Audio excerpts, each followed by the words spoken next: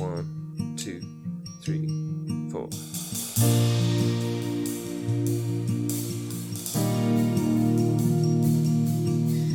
Blessed are the ones who do not bury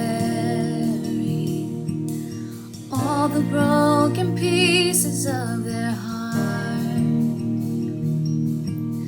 Blessed are the tears of all the weary, pouring like a sky of falling stars. Blessed are the wounded ones in mourning, brave enough to show the Lord their scars. Blessed are the hurts that are not hidden,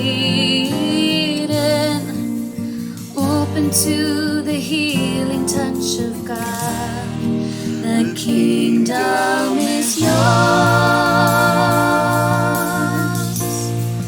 The kingdom is yours. Hold on a little more. This is not the end.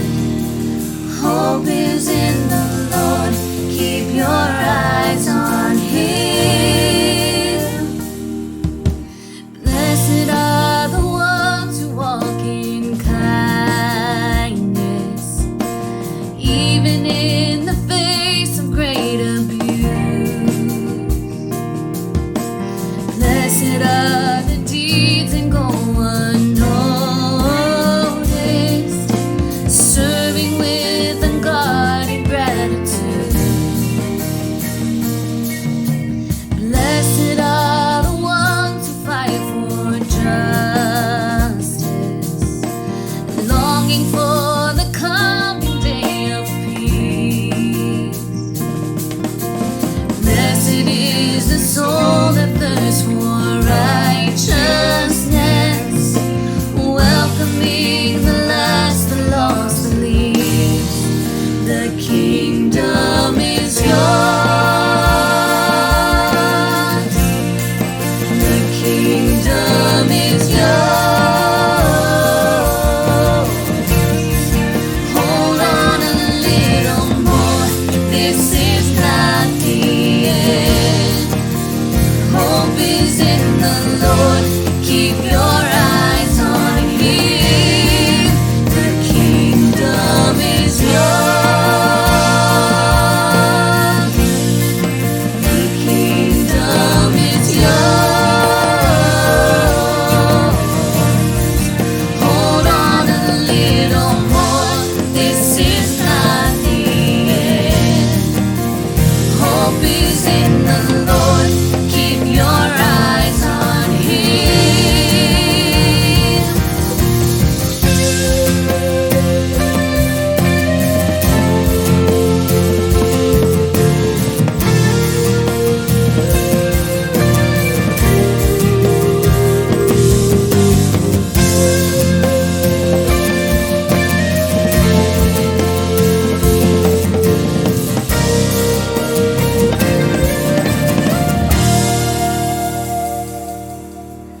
Blessed are the ones who suffer violence and still have strength to love their enemies. Blessed is the faith of those who persevere. Though they fall, they'll never know defeat. The kingdom is yours. The kingdom is yours. Hold on a little more. This is not the end. Hope is in the Lord.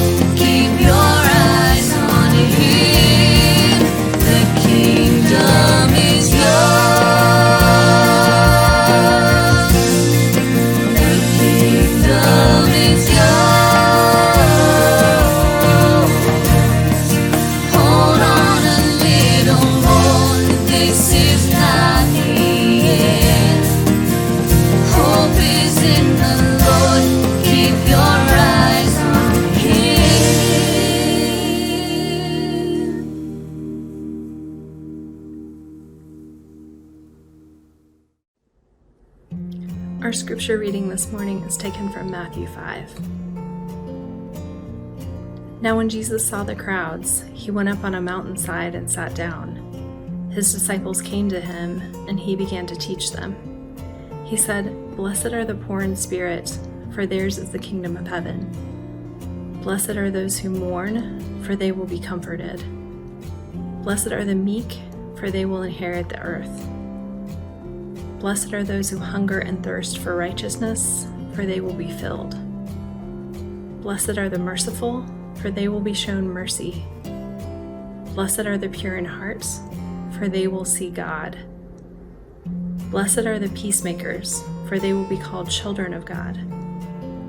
Blessed are those who are persecuted because of righteousness, for theirs is the kingdom of heaven. Blessed are you when people insult you, persecute you, and falsely say all kinds of evil against you because of me. Rejoice and be glad, because great is your reward in heaven, for in the same way they persecuted the prophets who were before you." The word of the Lord. Good morning, church family. Question: do you ever feel like you're being watched? Or perhaps listened to? In 1949, George Orwell wrote his landmark work of science fiction, 1984, in which the character Big Brother hovered over society. It watched over everything in a surveillance state in which the government exerted total control over everyone. Everything was seen, nowhere was safe. George Orwell conceived of this terrifying future over 70 years ago. But I think even he might be a little freaked out by our world right now. To quote another great wise man, Childish Gambino, we're all Big Brother now. We all carry around these little devices in our pockets with GPS locators and microphones that are constantly providing someone else with data on where we're going and what we're doing and perhaps even what we're talking about. And we're doing it all willingly. In fact, we even pay for these little devices. I recently watched the Netflix documentary, The Social Dilemma, and one of the tech executives that is interviewed in it actually said something interesting and terrifying. He said, if you're not paying for a product, then you are the product. So with social media, Google, YouTube, all of that stuff, you are the product. I bet everyone here has at some moment received an advertisement for a product or a recommendation or a newsfeed article or something that made you wonder whether Google or Facebook or some entity was listening in on your life. And if not that, at the very least, you've had a moment where you've realized that a simple random solitary Google search can dictate the ads that you see on the internet for weeks and weeks and weeks. Look, I needed one girl's softball bat. I'm not suddenly a softball bat collector, right? It's like a one and done type of purchase situation. Our attention has been commodified. Our attention has become one of the most valuable products in the modern economy, meaning that just about every second of the day, everything we do is being monitored and mined for how it can serve someone's commercial interests. Freaked out yet? Now, this is somewhat terrifying, but I want to paint an even more terrifying picture. In the book 1984, all of this surveillance was done in the political arena, and of course nowadays in Silicon Valley, it's done in the commercial arena, but here's a scary question. What if this was done in the moral arena? What if our phones were listening to us all the time, but instead of doing this for commercial purposes, they were doing it for moral and ethical purposes? What if they monitored and collected all the moral statements we made, all the times we judged other people, all the times we assigned motivations when we didn't really know somebody's story or reasoning, all the times we oversimplified arguments so we could easily tear them down and feel superior, all the times we made assumptions about people and or condemned them. And now imagine that our phones collected all of this data and then gave us a comprehensive report of all of it? And what if it could compare that report, all the moral judgments and all the expectations that we've placed upon other people, to our own behavior? How do you think you would fare? How do you think your reports would compare? Would you be innocent or guilty based simply and solely on your own words and judgments? Are you freaked out now?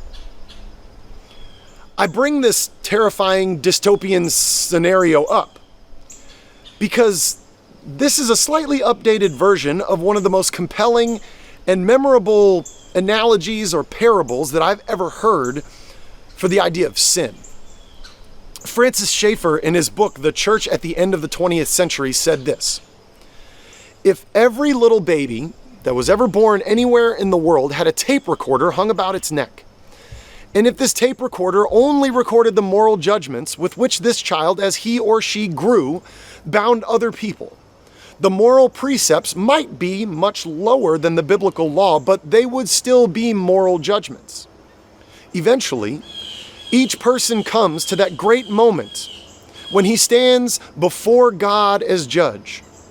Suppose then that God simply touched the tape recorder button and each man or woman heard played out in their own words all of the statements by which they had bound other people in moral judgments.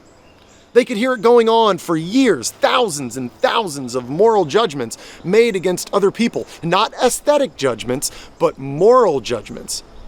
Then God would simply say to the person, even if he or she had never heard the Bible, now where do you stand in the light of your own moral judgments? The Bible points out that every voice would be stilled. All would have to acknowledge that they have deliberately done those things which they knew to be wrong. Nobody could deny it. I've always found this illustration to be both brilliant and haunting. In our culture, we have fierce debates about the reality of sin and about even the reality of objective morality. Is objective morality real or is morality subjective? But see, there's a simpler path to the heart of the issue. We can't even fulfill our own forms of morality. Even if we were the arbiter of morality, we would still find ourselves judged and found wanting. All this, I think, raises a really interesting and potentially terrifying question. What if we were in charge of our own judgment, of our own forgiveness, of our own grace and freedom? We're now in week 5 of our series on the Beatitudes, these upside-down paradoxical statements about life and blessedness. And today, our focus is the 5th Beatitude. Blessed are the merciful, for they will be shown mercy. And I'm starting to think of this Beatitude as the Jordan Peele Beatitude. Right? I don't know if you've followed Jordan Peele's career, but he got his start on Mad TV in the early 2000s. So, right, light, silly comedy stuff, right?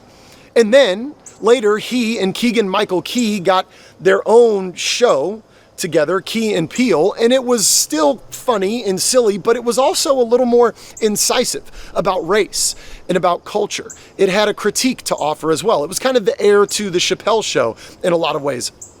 But then he moved from there into even darker humor and satire and suspense with movies like Get Out and Us and the reboot of The Twilight Zone. And now he's even moved farther into things like horror with shows like Lovecraft Country on HBO and the upcoming Candyman remake. In other words, Jordan Peele's career arc begins light and fun, but increasingly it moves towards the more subversive and deconstructive and disruptive, which is exactly what I think this Beatitude does, if we're willing to actually look closely and follow it. Initially, it's simply kind of just beautiful, right? It's like a ray of light. Those who are merciful, who show grace to others, who forgive readily, who give others the benefit of the doubt and assume the best. They are blessed in the eyes of God, and they will be shown mercy. Our world has become so harsh and so judgmental, so unforgiving, so unwilling to give anyone the benefit of the doubt. So this very idea of the merciful being blessed, for me, it's like taking a deep breath after holding my breath for too long. It feels warm and welcoming and joyous. It's like a sweater and a pumpkin latte on a crisp fall morning. But if we start peeling back the layers, this beatitude starts changing and shifting.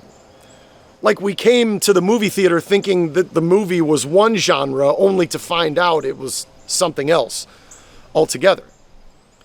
Because this beatitude raises an alarming question. What if the mercy we receive is directly connected to the mercy we give? Now, this might sound strange or even absurd to some of us. It's certainly an uncomfortable idea to the tidy, modern, Western, Protestant mind. But if we have ears to hear, this is actually a central and consistent teaching of Jesus's. Look with me at another text, Matthew 7. Jesus says this, "Do not judge, or you too will be judged.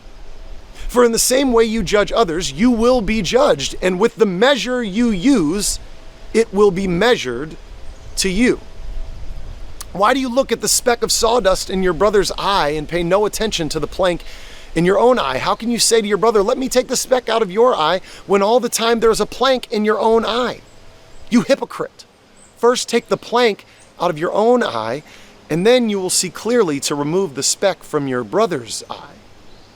I love this little parable about the sawdust and the plank, in part because I'm convinced that what Jesus is doing here is a clever play on perspective, right?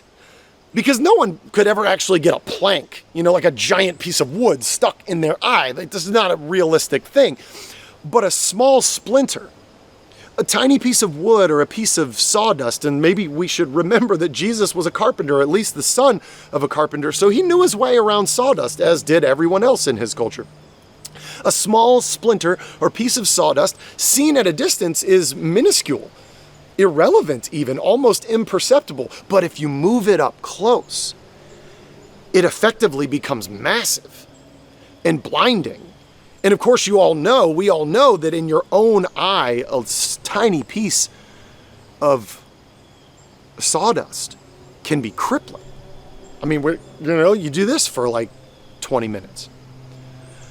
So I love that parable, but the words before that are what should really catch our attention and perhaps alarm us. Do not judge, or you too will be judged. For in the same way you judge others, you will be judged. And with the measure you use, it will be measured to you. In Luke, Jesus actually expands upon this, framing it in the positive also. He says, "Do not judge, and you will not be judged. Do not condemn, and you will not be condemned. Forgive, and you will be forgiven. Give, and it will be given to you." So he frames it both in the negative and the positive there, but he also adds this really interesting sentence to it. "A good measure pressed down, shaken together, and running over will be poured into your lap. For with the measure you use, it will be measured to you." Now, honestly, this is kind of an odd image that I usually have just kind of glossed over when I've read it because I wasn't really sure what it was meaning or getting at. But the image is this. Imagine you're an ancient farmer and you're going to buy a bag of grain. You wouldn't just haphazardly scoop some grain into a bag, tie it up, and leave. You'd make sure you got every single kernel in there possible. So you'd fill it, and then you'd press that grain down. You'd even grab the sides of the bag and you'd shake it to get the air out, and then you'd continue to add more until it was overflowing, and you'd keep doing this until you made sure you got everything. It's kind of like how you keep smashing the trash down in the garbage can over and over so you don't have to take it out yet. Or maybe that's just me. The image here is really trying to drive home the point. Every single bit that you dish out at others, you're going to get back. To the point where God's like saying, Jesus is saying that he's going to shake that bag out and he's going to push it down and he's going to make sure every single bit of that measure gets filled up. Like I said, terrifying. Now, Jesus did not invent this idea of measure for measure. This was actually a common feature of Jewish ethical thought in his day. It was common in rabbinic teaching. This was essentially something that any good Jewish rabbi would have said in the first century. The generosity that you give to others, God will give to you. The forgiveness you offer others, God will offer to you. The mercy, compassion, grace, patience, acceptance that you give to others, that's what you will receive back in return. But this raises some potentially difficult theological questions. How does this concept of measure for measure work with and relate to grace?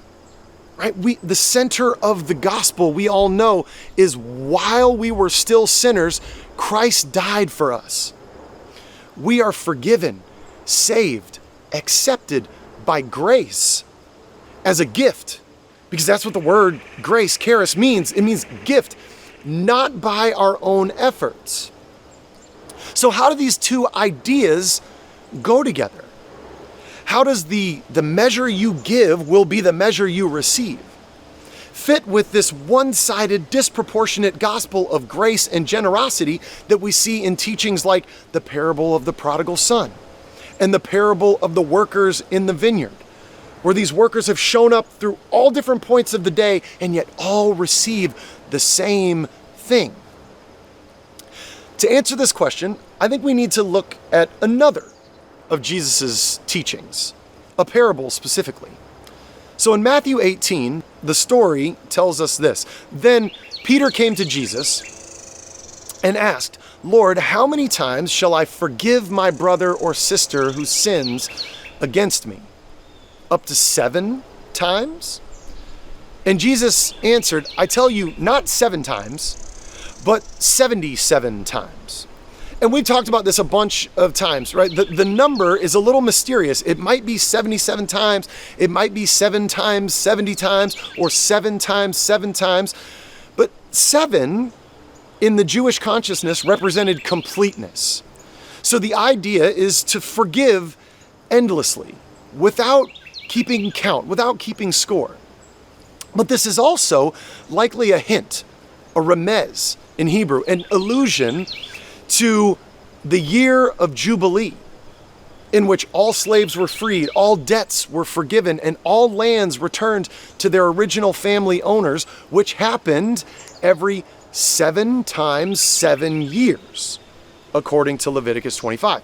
So, Jesus is telling his disciples to forgive endlessly, but he's also reminding them of this long ancient tradition of freedom and forgiveness, of liberation for slaves, of letting go of debts. But here's where the discussion gets really interesting. Jesus continues, "Therefore, the kingdom of heaven is like a king who wanted to settle accounts with his servants. As he began the settlement, a man who owed him 10,000 bags of gold was brought to him. Since he was not able to pay, the master ordered that he and his wife and his children and all that he had be sold to repay the debt. At this, the servant fell on his knees before him. 'Be patient with me,' he begged, 'and I will pay back everything.' The servant's master took pity on him, canceled the debt, and let him go. But when that servant went out, he found one of his fellow servants who owed him 100 silver coins. He grabbed him and began to choke him. 'Pay back what you owe me,' he demanded. His fellow servant fell to his knees and begged him, 'Be patient with me, and I will pay it back.' Notably the same words he had just said. But he refused. Instead, he went off and had the man thrown into prison until he could pay the debt. Which begs the question, how do you pay a debt once you're already in prison? When the other servants saw what had happened, they were outraged and went and told their master everything that had happened. Then the master called the servant in. "You wicked servant," he said, "I canceled all that debt of yours because you begged me to. Shouldn't you have had mercy on your fellow servant just as I had on you?" In anger, his master handed him over to the jailers to be tortured until he should pay back all he owed. "And this," Jesus said, "is how my heavenly Father will treat each of you unless you forgive your brother or sister from your heart." Now, this parable clearly once again illustrates the same point that Jesus made previously. The mercy you give is the mercy you receive.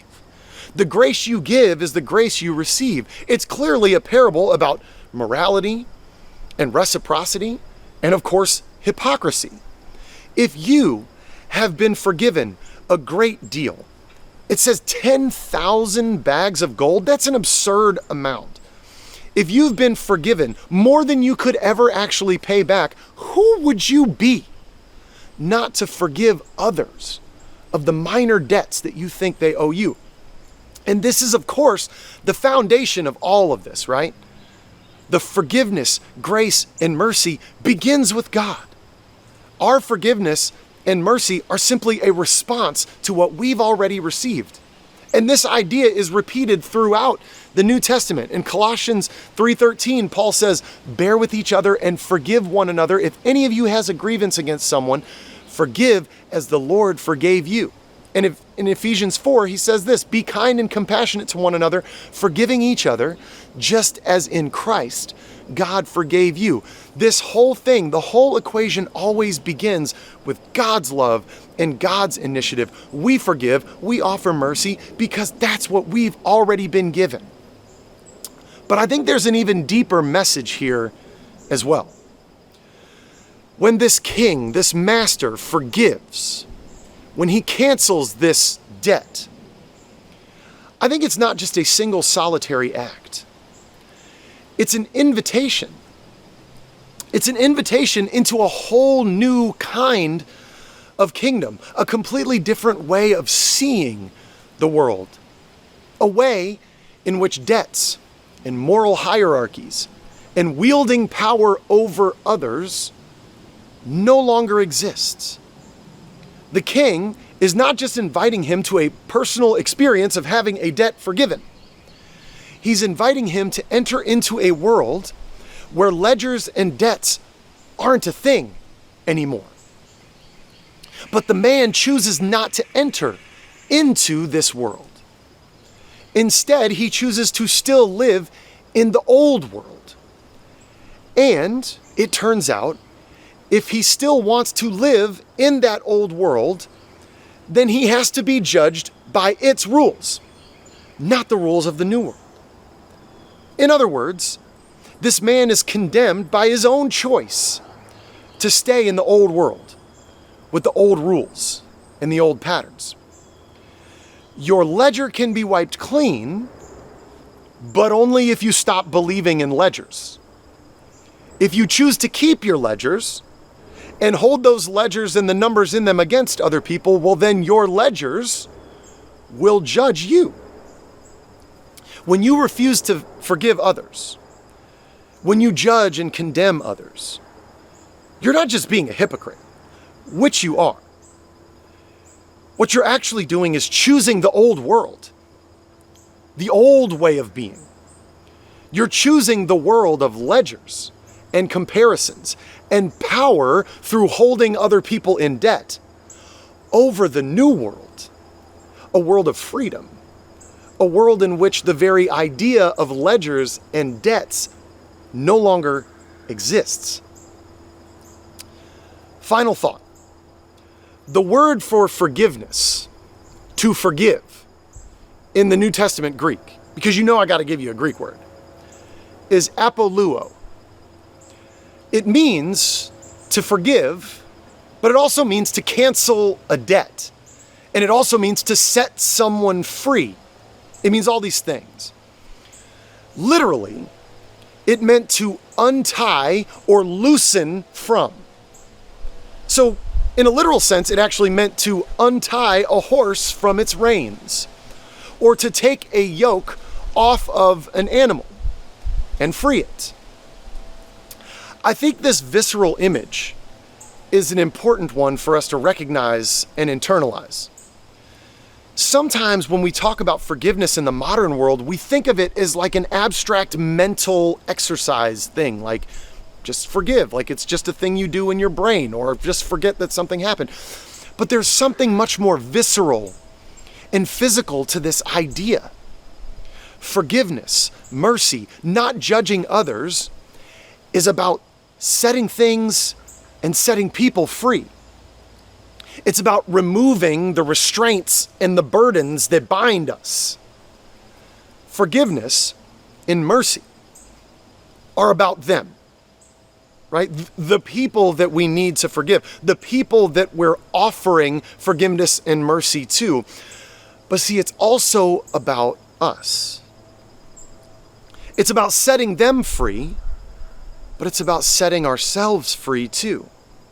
When we refuse to forgive, what we're doing is trying to hold on to the reins so that we can have a sense of power and control over the person that we choose not to forgive.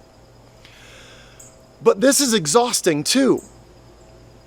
The reins bind the rider just as much as the horse. So when we untie them from that burden, we're untying ourselves too. By setting them free, we set ourselves free as well. Or, put another way, blessed are the merciful, because they will experience mercy. Blessed are the ones who have put down the ledgers and let go of the reins, because in doing so, they've freed their tired hands to do better things. Because they've given up on the old world that is passing away and begun to walk in the new one that is full of wonder and freedom and mercy.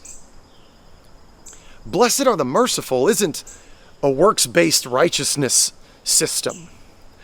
And it's not even a moral or an ethical command. It's simply an observation that only those who are capable of putting down their ledgers and putting down the reins can find and experience the freedom and the joy and the wonder of the mercy that God is offering right now all the time.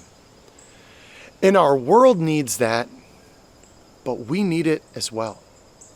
So may we have the confidence and the courage to find it and live it. Let's pray. Heavenly Father, thank you. Thank you for these upside down, paradoxical statements about what blessedness really is and about who really experiences it. Father God, we know that as with just about all truth that is found in following you, it's paradoxical. We find peace in letting go. We find mercy in offering mercy. We find freedom in setting others free. Help us to do that, and help us to always root it in a remembrance of the freedom and the forgiveness that you have already given us, something that we could never repay. So how could we ever ask anyone else to try and repay the debts they owe us? We love you, we thank you, and we pray this in Jesus' name. Amen.